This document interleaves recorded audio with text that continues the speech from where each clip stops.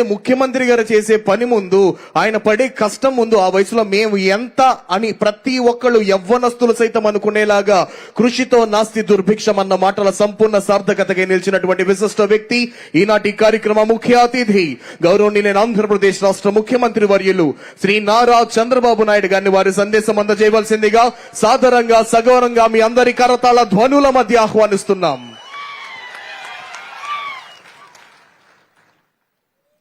It is now my honor and privilege to invite the individual.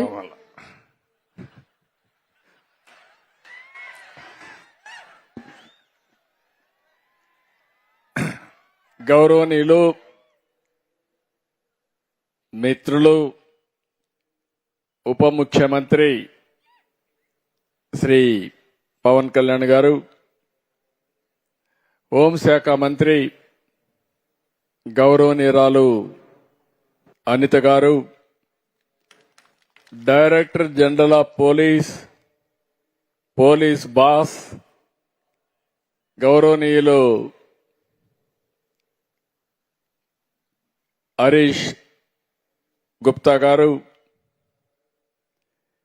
ఇక్కడున్న police ఉన్నతాధికారులు,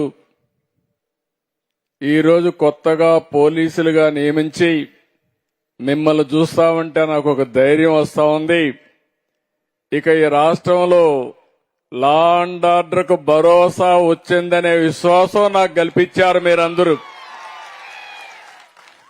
అలాంటి నూతనమైన పోలీసులందరికీ, నియామకమైన పోలీసులకి వాళ్ళ తల్లిదండ్రులు చూస్తున్నా ఎంత ఆనందంగా ఉన్నారంటే, మీ ముఖంలో ఆనందం చూడడానికి నేను గాని, పవన్ కళ్యాణ్ గారు గాని, బీజేపీ ముగ్గురం కలిసి కూటమిగా ఏర్పడ్డాం. నేను అడుగుతున్నా ఈ కొండే వాళ్ళందరినీ, 1924లో ఎప్పుడైనా మీరు సంతోషంగా ఉన్నారా? ఇంత సంతోషమైన సంఘటన చూశారా అని మిమ్మల్ని అడుగుతున్నా. ఏం తమ్ముళ్ళు, చూశారా మీరు? ఏమమ్మా, చూశారా మీరు? ఏంటయ్యా పెద్దలందరూ మీరు చూశారని అడుగుతున్నా. మీరేమంటారు? దానికోసం మేము ఎన్నికల ముందు ఒక మాట చెప్పాం.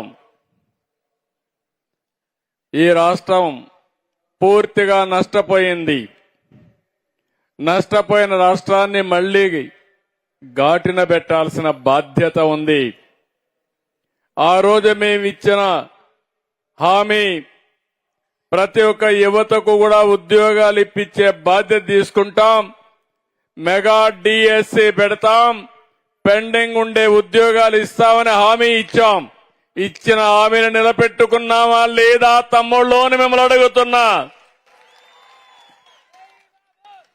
ఈరోజు మీరు చూస్తే సివిల్ గాని, ఏపీఎస్పీ కానిస్టేబుల్ గా ఎన్నికైన నా యువ కిషోరాలకి మనస్ఫూర్తిగా అభినందనలు.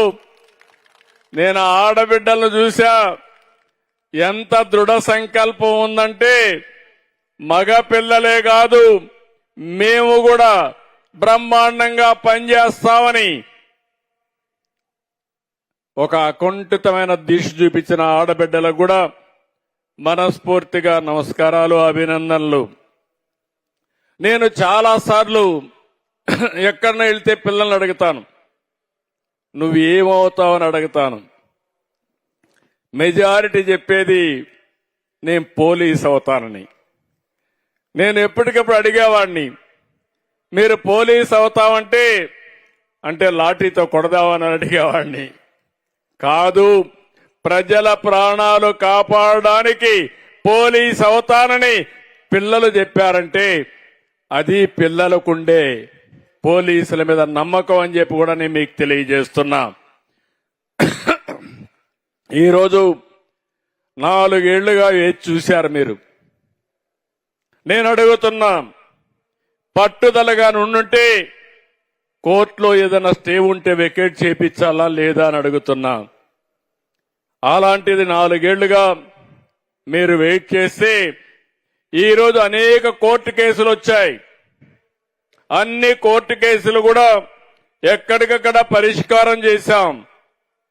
మామూలుగా చూస్తే 1-2 కాదు 31 కేసులేసి హైకోర్టు నుంచి సుప్రీంకోర్టు వరకు మీకు గాని ఉద్యోగం వస్తే నాకు పవన్ కళ్యాణ్కి మంచి పేరు వస్తుందని ఉద్యోగాలు రాకుండా అడ్డుకట్టేసి అడ్డుకట్టను అధిగమించి మీ అందరికీ ఉద్యోగాలు ఇప్పించిన ఘనత కూటమి ప్రభుత్వం అవునా కాదా అని మిమ్మల్ని అడుగుతున్నా.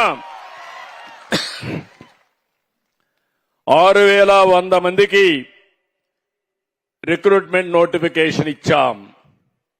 614 మంది ఈరోజు సెలెక్ట్ అయ్యారు.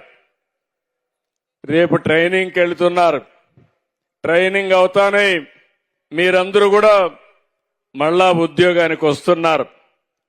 ఇందులో మీరు చూస్తే 3343 మంది సివిల్ కానిస్టేబుల్, ఏపీఎస్సిపి కానిస్టేబుల్ గా 2414 మంది, ఇంకో పక్క మహిళలు 993 మంది, 1000 మంది దగ్గర మహిళలే ఉన్నారు. ఆ ఆడబిడ్డలు చూస్తే నాకు ముచ్చటేస్తుంది. ఎంత ధైర్యంగా ఉన్నారంటే, నేనే ఒకప్పుడు మగపిల్లలే కాదు ఆడపిల్లలు కూడా తక్కువ కాదని ఉద్యోగాల్లో 33%, చదువులో 33% రిజర్వేషన్లు పెడితే దాన్ని నిరూపించే విధంగా కడాన చాలా మంది అన్నారు ఆడపిల్లలు కానిస్టేబుల్ అవుతారా అన్నారు. అవుతారు, అందుకే పెడుతున్నానంటే ఇటీవల కాలంలో వచ్చారు. నేను కానిస్టేబుల్ గానే కాదు ఆర్టీసీలో కండక్టర్లుగా కూడా 33% పెట్టాలని పెట్టాను. కండక్టర్లుగానే కాదు ఆర్టీసీలో డ్రైవర్లు కావాలని కోరుకున్నాను, కానీ ఆ ఒక్క కోరిక నెరవేరలేదు. భవిష్యత్తులో ఆర్టీసీలో కూడా డ్రైవర్లుగా మా ఆడబిడ్డలు వస్తారని మరొక్కసారి ఆకాంక్షిస్తున్నా. ఈరోజు ఆడపిల్లలు చేయలేని పని ఏ పని లేదు. మీలో ఒక భావన తీసేయాల్సిన అవసరం ఉందని చెప్పి నేను మీకు తెలియజేస్తున్నా. ఈరోజు మీరు చూస్తే శ్రీకాకుళం, విశాఖపట్నం, ఈస్ట్ గోదావరి, ఎటు చూసినా 26 జిల్లాలు మా వాళ్ళు చూస్తున్నా. చాలా ప్రైడ్ గా ఉన్నారు. ఈ ప్రాంతాల నుంచి దగ్గర మీరు ఒక్కసారి చూస్తే 183 మంది గిరిజన పిల్లలు కానిస్టేబుల్ గా ఎంపికయ్యారు. వాళ్లకు ప్రత్యేకంగా అభినందనలు తెలియజేస్తున్నానని చెప్పి కూడా నేను మీకు తెలియజేస్తున్నా. తమిళలో ఉద్యోగాలు రావాలంటే ఎన్డీఏ కూటమి రావాలని మీరందరూ ఆకాంక్షించారు. నేను కూడా క్యాంపెయిన్ చేశాను. జాబ్ రావాలంటే నేను పవన్ కళ్యాణ్ గారు వస్తేనే మీకు ఉద్యోగాలని చెప్పావా లేదా అని అడుగుతున్నా. ఒకసారి చరిత్ర కూడా మీరు నెమరేసుకోవాల్సిన అవసరం ఉంది. నేను ఎప్పుడొచ్చినా గవర్నమెంట్ ఉద్యోగాలు ఇస్తాను, ప్రైవేట్ ఉద్యోగాలు వస్తాయి, కానీ వేరే వాళ్ళు వస్తే మాత్రం ఉండే ఉద్యోగాలు ఊడిపోతాయి. అందుకే మీరు చూస్తే పోలీస్ వ్యవస్థలో 99 2004లో 8198 మందికి ఉద్యోగాలు ఇచ్చా సమైక్య ఆంధ్రప్రదేశ్ లో. రెండోది 14-19 9464 మందికి జూన్ 18 నోటిఫికేషన్ ఇచ్చి పరీక్షలు కూడా మార్చి 2019లో పెట్టాం. ఇప్పుడు మళ్లీ ఒకసారి చూస్తే 6014 ఉద్యోగాలు ఇచ్చాం. మొత్తం కలిసి 23676 ఉద్యోగాలు నేను ముఖ్యమంత్రిగా ఉన్నప్పుడు మీకు ఇచ్చానంటే ఈ పోలీసు వ్యవస్థ పైన నాకుండే నమ్మకం. మొత్తం 58,000 మంది కానిస్టేబుల్ ఉన్నారు. అందులో 24,000 మందికి నేనే ఉద్యోగాలు ఇచ్చా. దీనికి నేను గర్వపడుతున్నానని చెప్పి కూడా నేను మీకు తెలియజేస్తున్నా. ఇంకో పక్క నేను ఇక్కడుండే తల్లిదండ్రులకి, రాష్ట్రంలో ఉండే తల్లిదండ్రులందరికీ హామీ ఇస్తున్నా. నేను ఆ రోజు ఎన్నికల మేనిఫెస్టోలో ఒక మాట చెప్పాను. నేను గాని పవన్ కళ్యాణ్ గారు గాని ఉద్యోగం ఫస్ట్ అని, జాబ్ ఇవ్వడమే మా లక్ష్యమని. అందుకనే మీరు ఒకసారి చూస్తే ఎన్నికల మేనిఫెస్టోలో 20 లక్షల ఉద్యోగాలు ఇస్తామని నేను చెప్పిన మాటకు నేను కట్టుబడి ఉన్నానని మరొక్కసారి మీ అందరికీ హామీ ఇస్తున్నాం. ఇప్పటికీ మెగా డిఎస్సి 15,591 మందికి ఉద్యోగాలు ఇచ్చాం. ఈరోజు 6,014 మందికి ఇక్కడ ఉద్యోగాలు ఇచ్చాం. ఇంకో పక్కన మీరు ఒకసారి చూస్తే ఈరోజు రాష్ట్రంలో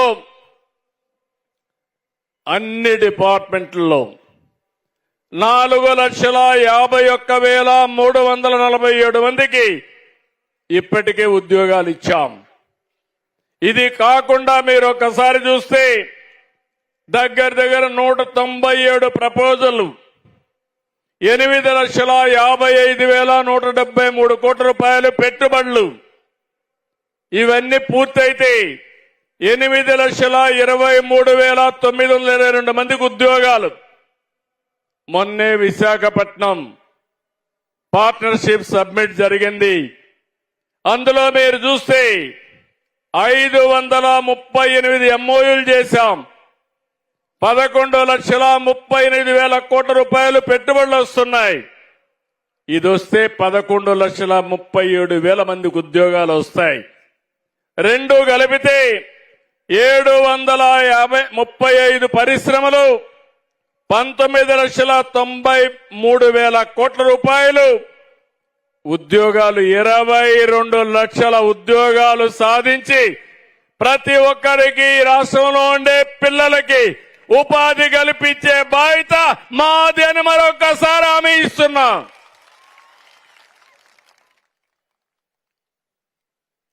ఇవన్నీ మీరు చూస్తే గత ప్రభుత్వం